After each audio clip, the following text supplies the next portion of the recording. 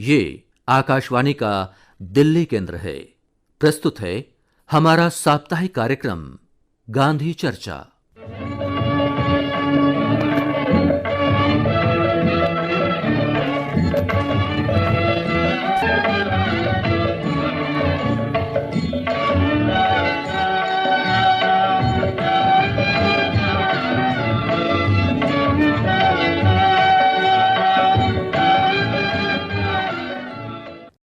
श्रोताओं नमस्कार। गांधी चर्चा के इस अंक में आपका स्वागत है। कार्यक्रम की शुरुआत में आइए सुनते हैं गांधी जी की आवाज में अस्पृश्यता पर उनके कुछ विचार। अस्पृश्यता सामाजिक प्रगति में एक बाधा है, एक सामाजिक अभिशाप है। गांधी जी हमेशा इस बुराई को भारतीय समाज से मिटाने का प्रयास करते रहे। 26 अक्टूबर 1947 को प्रार्थना सभा के बाद भाषण में अस्पृश्यता की समस्या पर बोलते हुए गांधी जी, ये अस्पृश्यता की जड़ हर एक हिंदू के दिल में से निकल जाए। जिस जगह पे तंत्र चलता है हिंदुओं की तरफ से, वहाँ भी वो चली जाए तो हम बहुत ऊंचे चले जाए। और जब अस्पृश्यता की जड़ निकल गई तो मुझे कोई, हम क्या मुसलमानों को या तो दूसरी कोई धर्मी है उनको अस्पृश्य बनाएंगे? ये तो अस्पृश्य बनाने की जैसी बात हो गई। मैं समझता हूँ हमारे धर्म पर एक बड़ा कलंक लग गया है, अस्पृश्यता रूपी। तो अस्पृश्यता को मिटाने के लिए हम खुद अस्पृश्य बन जाएं। अगर हम अस्पृश्य बने, झाड़ू निकालने का काम करें, वो कोई खराब काम थोड़ा है, वो तो बहुत अच्छा काम है। स्वच्छता रखना वो तो धर्म है, तो वो तो धार्मिक काम हो जाता है। तो अगर हम सब अस्पृश्य बन जाएं तो हम दो काम कर लेते हैं। एक तो अस्पृश्यता का जो कलंक है उसमें काफी बाकी रहा है, उसका नाश हम कर लेते हैं।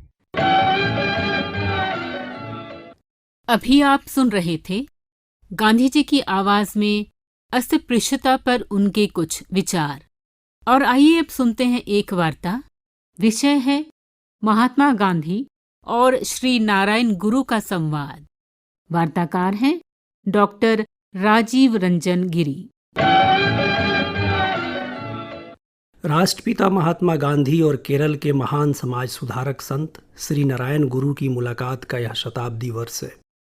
100 वर्ष पूर्व भारत माता के इन दोनों सपूतों के बीच हुआ संवाद भारत के इतिहास की एक महत्वपूर्ण घटना है। भारतीय समाज को समतामूलक एवं लोकतांत्रिक बनाने की दिशा में इस मुलाकात का ऐतिहासिक महत्व है। इस मुलाकात का तत्कालीन कारण बना था त्रावणकोर रियासत में चल रहा वायकॉम सत्याग्रह।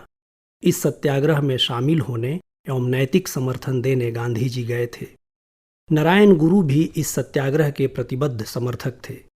इसी दौरान दोनों प्रज्ञा पुरुषों की मुलाकात हुई और इस महत्वपूर्ण मुद्दे पर आपसी बातचीत भी हुई। इन दोनों के संवाद को समझने के लिए इसकी पृष्ठभूमि को जानना जरूरी है। भारत के दक्षिणी हिस्से में त्रावणकोर नाम की रियासत थी। वायकॉम इसी रियासत का एक गांव था। हिंदू समाज के भीतर की छुआछूत की कुरीति इस गांव में कठोरता से लागू थी। अपने ही समाज की कुछ जातियों के प्रति भेदभाव करने वाली व्यवस्था के तहत वायकॉम स्थित महादेव मंदिर में इनका प्रवेश वर्जित था। इतना ही नहीं, मंदिर के चारों तरफ की सड़कों पर भी इन तथाकथित अस्पृश्य मानी जाने वाली जातियों के लोगों के आवागमन पर प्रतिबंध था। स्वाधीनता आंदोलन में सक्रिय अनेकानेक लोगों को समाज में व्याप्त यह कुरीति व्यथित करती थी और आक्रोशित भी। गांधी जी के अनुयायी टी.के. माधवन ने इस मुद्दे पर देशाभिमानी अखबार में दिसंबर 1917 में संपादकीय लिखकर वायकॉम महादेव मंदिर में प्रवेश का मुद्दा उठाया था। गांधी जी से श्री माधवन ने संपर्क किया और उनका समर्थन भी हासिल किया था। टी.के. माधवन, के केलप्पन, के.पी. केशवन सरीखे नेताओं के प्रयासों से स्वाधीनता आंदोलन के अग्रणी संगठन ने 1923 के काकीनाडा कांग्रेस अधिवेशन में गांधी जी के सहयोग से अस्पृश्यता उन्मूलन का प्रस्ताव पारित किया और माना कि मंदिरों में प्रवेश सभी हिंदुओं का जन्मसिद्ध अधिकार है।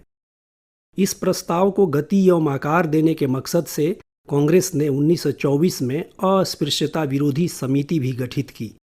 कहना होगा कि इन सभी कार्यक्रमों को गांधी जी का सहयोग और समर्थन हासिल था। अपने कार्यक्रम को जमीन पर उतारने के लिए 30 मार्च 1924 को वायकोम मंदिर में प्रवेश हेतु सत्याग्रह आरंभ हुआ। मंदिर और उसके चारों तरफ की सड़कों पर सत्याग्रही प्रवेश करते थे खादी पोशाक में। प्रतिदिन 3 सत्याग्रही उसमें शामिल होते थे और वे गिरफ्तार हो जाते थे। यह अनवरत चल रहा था तब तक जब तक कि पुलिस प्रशासन ने पूरे इलाके की नाकाबंदी न कर दी। उसके बाद सत्याग्रहियों ने सड़क मार्ग को अवरुद्ध करना, शांतिपूर्वक प्रदर्शन करना और जगह जगह पर सभा करना आरंभ किया। श्री नारायण गुरु ने 1904 में शिवगिरी मठ की स्थापना की थी। नारायण गुरु का दर्शन था एक जाति, एक धर्म और एक ही ईश्वर। यही उनका सिद्धांत था। नारायण गुरु का मठ और इनके अनुयायी वायकोम में चल रहे सत्याग्रह का पूरी प्रतिबद्धता के साथ समर्थन कर रहे थे। नारायण गुरु ने अपने सभी अनुयायियों को इस सत्याग्रह में सहयोग हेतु प्रेरित किया था। इन्होंने शिवगिरी मठ में सत्याग्रह के आर्थिक सहयोग हेतु एक कोष की भी स्थापना की थी। स्वयं नारायण गुरु खादी पहनकर इस सत्याग्रह में भाग लेने गए थे। उनके सहयोग एवं समर्थन ने वायकोम सत्याग्रह को एक मजबूत नैतिक और आर्थिक आधार प्रदान किया था। परिणाम स्वरूप वायकोम सत्याग्रह को अतिरिक्त गति मिली।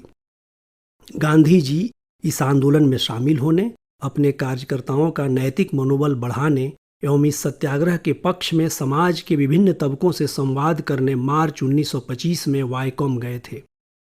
इस यात्रा के दौरान उन्होंने दर्जन भर से अधिक सार्वजनिक सभाओं को संबोधित किया था। इस सत्याग्रह के समर्थकों के अलावा गांधी जी ने इसके विरोधियों से भी संपर्क किया, संवाद किया और उनके तर्कों को सुना। गांधी जी के साथ इस यात्रा में सी राजगोपालाचारी, महादेव देसाई, रामदास गांधी और कृष्ण स्वामी अय्यर शामिल थे। गांधी जी ने सत्य से बढ़कर कोई धर्म नहीं का दर्शन समझाया। इन्होंने विवेक और मानवता को हिंदू धर्म की विशेषता बताई। अस्पृश्यता को हिंदू धर्म के कलंक के तौर पर स्थापित किया। गांधी जी इसी यात्रा के क्रम में 12 मार्च को श्री नारायण गुरु से मिलने उनके मठ गए। उस मठ में गांधी जी करीब 3 बजे अपराह्न पहुंचे थे। गांधी जी के आगमन के लिए, स्वागत और सत्कार के लिए मठ के तमाम लोग बहुत उत्साहित थे। गांधी जी और नारायण गुरु का जिस स्थान पर मुलाकात होना था, जहां उनका संवाद नियत था, उसे खादी के कपड़ों से सजाया गया था। गांधी जी के साथ ऐतिहासिक संवाद से पूर्व नारायण गुरु के शिष्य ने गांधी जी के प्रति मंदिर का स्वागत और सत्कार की अभिव्यक्ति के लिए अतिथि पूजा की। गांधी जी उस मंदिर के भीतर पाठशाला में बटुकों, श्री गुरु के अनुयायियों एवं साधकों से भी मिले थे। उन्होंने मठ की व्यवस्था, बटुकों को उपनिषद पढ़ाए जाने की व्यवस्था, धर्म और अध्यात्म मार्ग की दिशा में नारायण गुरु के सदप्रयासों की भरपूर सराहना की थी। इन दोनों ऐतिहासिक पुरुषों के संवाद जब शुरू हुआ तो उसमें एक बड़ी अड़चन थी कि दोनों की भाषा एक नहीं थी। गांधी जी मलयालम नहीं जानते थे और नारायण गुरु गुजराती, हिंदी एवं अंग्रेजी नहीं बोलते समझते थे। लिहाजा वकील एन कुमार ने दुभाषीय का काम किया। गांधी जी ने नारायण गुरु से अस्पृश्यता की बाबत हिंदू धर्म ग्रंथों के विधान के बारे में जानना चाहा। उन्होंने पूछा कि क्या हिंदू धर्म ग्रंथों में छुआछूत को सही माना गया है? क्या धर्म ग्रंथ इसे बिल्कुल आवश्यक मानते हैं? श्री नारायण गुरु ने स्पष्ट शब्दों में इसका उत्तर नहीं में दिया। गांधी जी की भी राय थी कि हिंदू धर्म ग्रंथ अस्पृश्यता को उचित एवं आवश्यक नहीं मानते। फिर भी उन्हें नारायण गुरु जैसे धार्मिक विद्वान और आध्यात्मिक अगुआ से इसकी तस्दीक करनी थी। गांधी जी ने वायकोम सत्याग्रह के बारे में श्री गुरु से उनकी राय जाननी चाहिए।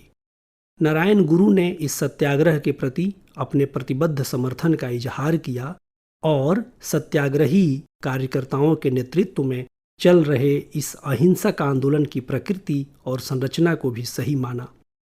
इन्होंने आंदोलन में किसी तरह के परिवर्तन को अनावश्यक कहा। गांधी जी ने तथाकथित अस्पृश्य जातियों के उत्थान पर श्री नारायण गुरु की राय पूछी। नारायण गुरु ने शिक्षा और आर्थिक सशक्तिकरण को प्राथमिक तौर पर आवश्यक माना। नारायण गुरु का कहना था कि सहभोज एवं अंतर्जातीय विवाहों के जरिए सामाजिक सहमेल स्थापित करने का प्रयास करने से भी जरूरी है इन जातियों के लिए समुचित शिक्षा की व्यवस्था की जाए और उनके आर्थिक हालात को बेहतर बनाने के उपाय किए जाएं। गांधी जी ने अधिकार की प्राप्ति हेतु हिंसा और अहिंसा के साधन पर नारायण गुरु का मत जानना चाहा।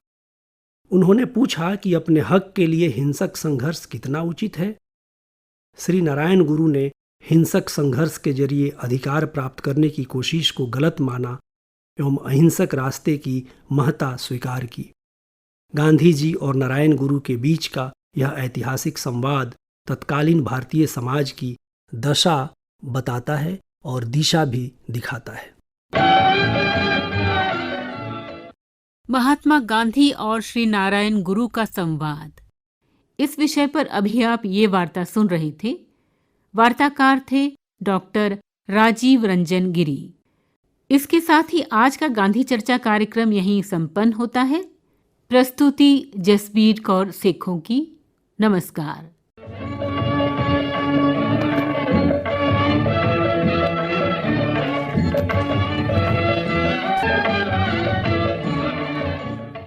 अभी आप सुन रहे थे हमारा साप्ताहिक कार्यक्रम गांधी चर्चा।